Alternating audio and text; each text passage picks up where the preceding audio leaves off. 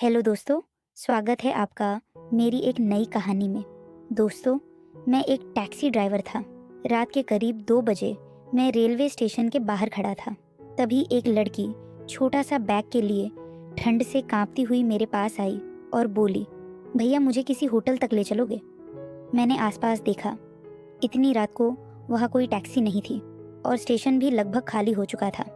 मैंने उससे कहा, मैडम, इस वक्त ज़्यादातर होटल बंद रहते हैं। अगर आप चाहे तो कुछ देर मेरे घर पर आराम कर सकती हैं। सुबह मैं आपको होटल छोड़ दूंगा। लड़की थोड़ी देर सोच में पड़ी, फिर उसने हाँ में सिर हिला दिया। हम टैक्सी में बैठकर निकल पड़े। रास्ता बिल्कुल शांत था। बाहर ठंडी हवा चल रही थी। वह लड़की काफ़ी घबराई हुई लग रही थी। मैंने उससे पूछा, क्या पहली बार इस शहर में आई हो? उसने धीरे से कहा, हाँ, मेरा यहाँ कोई नहीं है। यह सुनकर मुझे भी अजीब लगा, लेकिन मैंने उसे भरोसा दिलाया कि चिंता मत करो और सुबह सब ठीक हो जाएगा। थोड़ी देर बाद हम मेरे घर के पास पहुंच गए। यह एक साधारण सा घर था, क्योंकि मेरे माता पिता उस समय रिश्तेदार की शादी में बाहर गए हुए थे। लड़की घर के अंदर आई और थकान से कुर्सी पर बैठ गई। मैंने उसे पानी दिया और कहा, आप यहीं आराम कर लीजिए, सुबह हम आपके लिए होटल ढूंढ लेंगे। उस वक्त मुझे नहीं पता था कि यही रात मेरी ज़िंदगी की सबसे बड़ी कहानी की शुरुआत बनने वाली है। अब मैं आपको अपने बारे में बताता हूँ। मेरा नाम अमित है। मेरी उम्र 30 साल हो चुकी है, लेकिन अभी तक मेरी शादी नहीं हुई थी। पढ़ाई के बाद मैंने काफ़ी साल नौकरी की कोशिश की, लेकिन कहीं भी ढंग की नौकरी नहीं मिली। आखिरकार मैंने लोन लेकर एक टैक्सी खरीदी और ड्राइवर बन गया। मेरे पापा अच्छी नौकरी करते थे और मेरी माँ स्कूल टीचर थी। वह चाहते थे कि मैं भी किसी अच्छे काम में लगूं, लेकिन मेरी किस्मत ने मुझे यहाँ ला खड़ा कर दिया। मेरी माँ अक्सर मुझे कहती थी, बेटा अब तू 30 साल का हो गया है, शादी कर ले। मैंने हंसकर टाल दिया, क्योंकि मुझे लगता था कि टैक्सी ड्राइवर से कौन लड़की शादी करेगी। तभी एक दिन माँ ने कहा, हमारे गांव में एक लड़की है, बहुत अच्छी। मैं उसकी माँ से बात कर रही हूँ। 2 दिन बाद माँ ने बताया कि लड़की वाले रिश्ते के लिए मान गए हैं और हमें लड़की देखने के लिए बुलाया गया। लेकिन मैंने माँ की बात को टाल दिया। मैंने कहा, मुझे किसी गांव के लड़के से शादी नहीं करनी, मैं तो शहर की किसी मॉडर्न लड़की से शादी करना चाहता हूँ। यह कहकर मैं अपने मम्मी पापा को स्टेशन छोड़ने निकल पड़ा। वे दोनों 2 दिनों के लिए रिश्तेदार की शादी में जा रहे थे। स्टेशन पहुंचते समय रात के करीब 12 बजे बज चुके थे। मैंने सोचा घर पर कोई नहीं है, इसलिए स्टेशन पर ही रुक जाता हूँ। शायद कोई ट्रेन आए और कोई सवारी मिल जाए। रात में टैक्सी चलाने का फ़ायदा यह होता है कि ट्रैफिक भी नहीं मिलता और किराया भी ज़्यादा मिल जाता था। इसी वजह से मैं अक्सर रात में ही काम करता था। वहीं बैठे बैठे कब मेरी आंख लगी मुझे पता ही नहीं चला। तभी एक लड़की की आवाज़ से मेरी नींद खुली। जब मैंने आंखें खोला तो देखा आसपास कोई दूसरी टैक्सी नहीं थी। शायद कोई ट्रेन आई थी और सारे ड्राइवर सवारी लेकर चले गए थे। मैं अकेला ही वहाँ बैठा था। मैं उस लड़की की तरफ देखने लगा। उसने मुझसे पूछा, चलोगे क्या? मैंने सिर हिलाकर कहा, बताइए कहाँ चलना है? वह ठंड से कांप रही थी और बाहर बहुत सर्दी थी। वह टैक्सी के अंदर आकर बैठ गई। मैं उससे पूछता रहा कि आपको कहाँ जाना है। कुछ देर वह चुप रही, फिर बोली, मेरे पास जाने के लिए कोई जगह नहीं है। मैं पहली बार इस शहर में आई हूँ और मुझे भी पता नहीं है। यह सुनकर मैं हैरान रह गया। रात के 2 बजे बज रहे थे और इतनी रात में एक अकेली लड़की स्टेशन पर खड़ी थी। मैंने कहा, मैडम, इतनी रात को यूं अकेले रहना ठीक नहीं होता। कोई तो जगह होगी जहां मैं आपको छोड़ सकता हूं। वह थोड़ी देर चुप रही, फिर बोली, मुझे किसी होटल में ले चलो। उसकी बात सुनकर मैं टैक्सी आगे बढ़ाने लगा। वह लड़की बहुत घबराई हुई और परेशान लग रही थी। मैं उससे फिर पूछा, क्या आपका इस शहर में कोई भी नहीं है जहां मैं आपको छोड़ सकूं? थोड़ा सोचने के बाद उसने कहा, नहीं। मैंने कहा, फिर इस शहर में आप अकेली क्या कर रही हो? इस पर उसने चुप्पी साध ली। मैं भी खामोशी से ड्राइव करने लगा। सड़क बिल्कुल सुनसान थी। उस लड़की पर से मैं अपनी नज़रें नहीं हटा पा रहा था। लुकिंग ग्लास से उसे देखे जा रहा था। अचानक मैं अपने घर की तरफ मुड़ गया। लड़की ने नोटिस नहीं किया। जब हम मेरे घर की गलियों में पहुंचे तो उसने पूछा, यह होटल है क्या? मैंने कहा, नहीं, यह होटल नहीं है, यह मेरा घर है। इतनी रात को होटल मिलना मुश्किल होगा। बाहर रुकना आपके लिए ठीक नहीं होगा। आप मेरे घर में कुछ घंटे आराम कर लीजिए। सुबह मैं आपको होटल छोड़ दूंगा। मेरी बात सुनकर वह सोच में पड़ गई। फिर बोली, ठीक है। शायद वह अपने आप को मेरे साथ सुरक्षित समझ रही थी। मैं उसे घर के अंदर ले आया, लेकिन जब उसने देखा कि घर में कोई नहीं है तो वह थोड़ा घबरा गई। वह आंगन में बैठ गई और बोली, मैं यहीं बैठी हूँ, आप आराम कर लीजिए। वह बहुत थकी हुई लग रही थी, शायद बहुत दूर से आई थी। मैंने उससे कहा, आप बहुत थकी हुई लग रही है, अंदर कमरे में जाकर आराम कर लीजिए। वह मेरी तरफ देखती हुई अंदर चली गई। उसने कहा, आपका बहुत बहुत शुक्रिया। अगर आपने मदद ना की होती तो मैं पता नहीं क्या करती। घर के अंदर जाकर वह थोड़ी सहमी हुई थी, क्योंकि वहाँ हम दोनों के अलावा कोई नहीं था। मैं भी असमंजस में खड़ा था। मेरे मन में बहुत सी उलझी हुई बातें चल रही थी। मैं उसके करीब गया, लेकिन फिर खुद को रोक लिया। उस वक्त मेरे अंदर एक अजीब सी बेचैनी थी।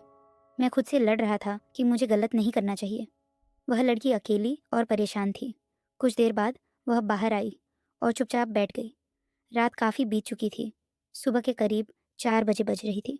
वह बहुत रो रही थी और बहुत डरी हुई थी। तब मुझे एहसास हुआ कि मुझसे बहुत बड़ी गलती हो सकती थी।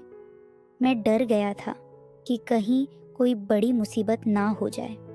इसी डर में मैंने फैसला किया कि इसे यहाँ से किसी सुरक्षित जगह पर छोड़ दूँ, ताकि कोई और परेशानी ना हो। मैंने उसे टैक्सी में बैठाया और शहर की तरफ चल पड़ा।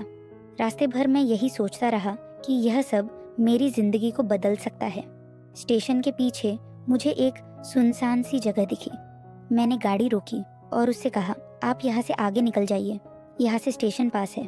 उस वक्त मैं सिर्फ अपने बारे में सोच रहा था और घबराहट में उस लड़की को उसके सामान के साथ वहाँ उतार कर गाड़ी लेकर तेजी से घर आ गया। उसके बाद मैं जाकर सो गया। लेकिन सुबह फ़ोन की घंटी से मेरी नींद खुली। माँ का कॉल था। उन्होंने कहा कि कुछ ज़रूरी बात हो गई, इसलिए हम जल्दी वापस आ रहे हैं। यह सुनकर मैं बहुत घबरा गया। मैंने कहा, माँ क्या हुआ? मैं पहले से ही बहुत परेशान हूँ, कहीं कुछ गड़बड़ तो नहीं हो गई? उन्होंने गंभीर आवाज़ में कहा, सो घर आकर बताती हूँ।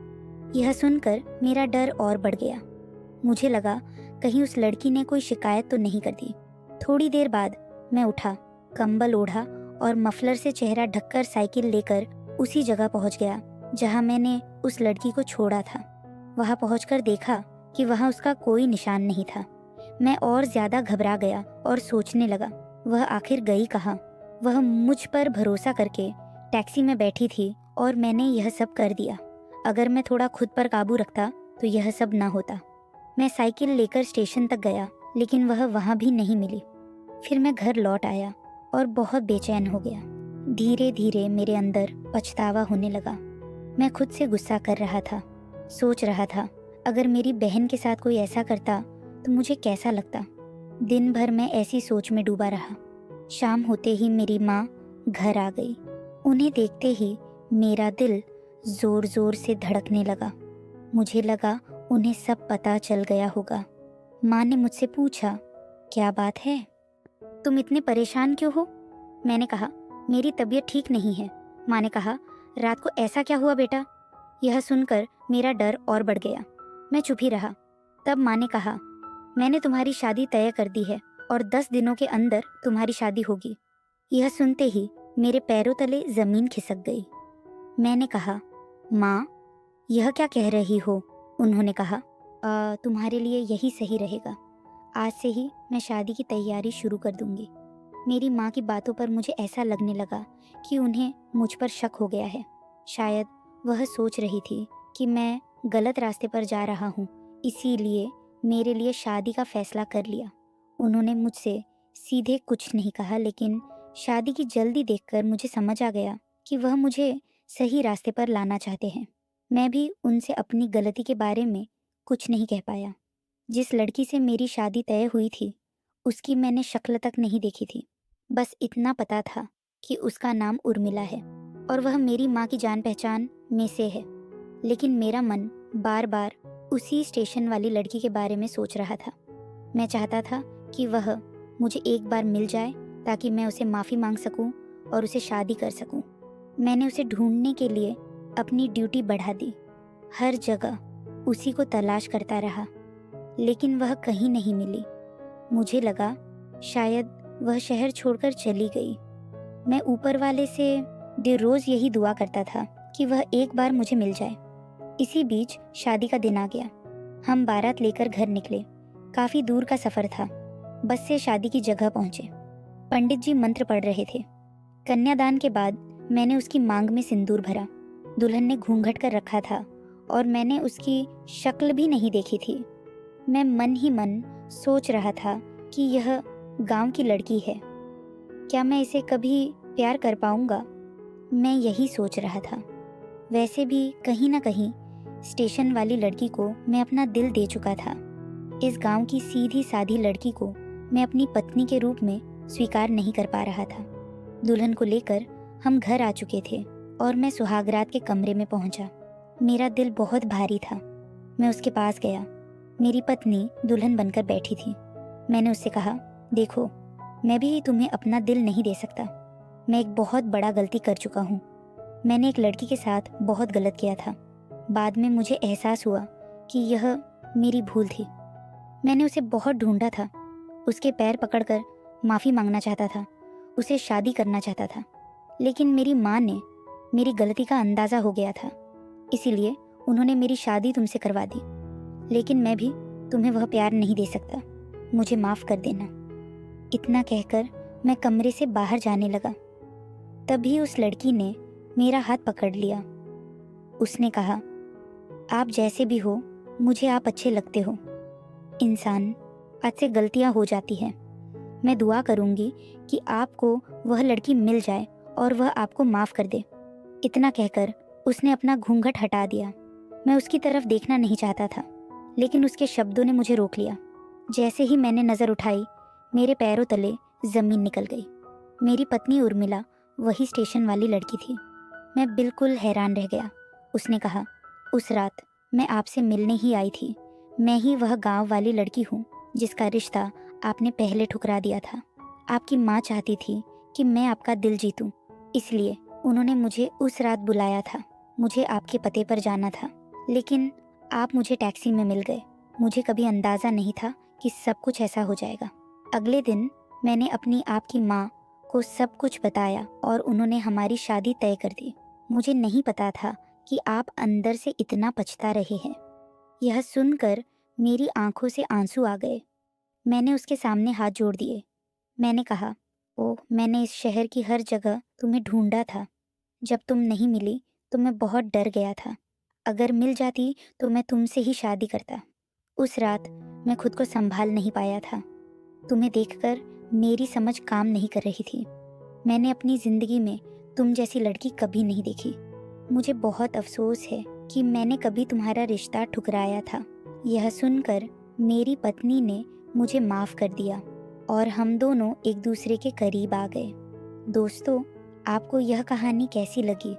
अगर आपको यह कहानी अच्छी लगी हो तो चैनल को ज़रूर सब्सक्राइब